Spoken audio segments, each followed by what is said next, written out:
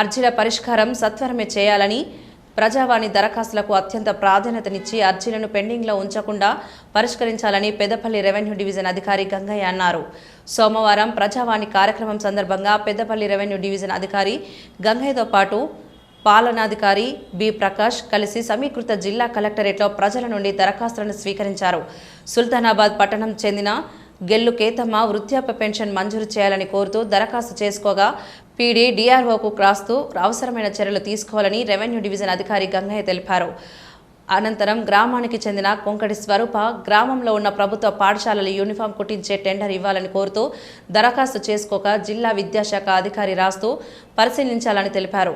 ఎలగేడు మండలం శివపల్లి గ్రామానికి చెందిన తాండ్రా సుమన్ గ్రామ పంచాయతీ అనుమతి లేకుండా ఎలాంటి పన్నులు చెల్లించకుండా కార్యకలాపాలు నిర్వహిస్తున్న బృంద ఫంక్షన్ హాల్పై చర్యలు తీసుకోవాలని కోరుతూ దరఖాస్తు చేయగా జిల్లా పంచాయతీ అధికారికి రాస్తూ అవసరమైన చర్యలు తీసుకోవాలని రెవెన్యూ అధికారి గంగయ్య తెలిపారు.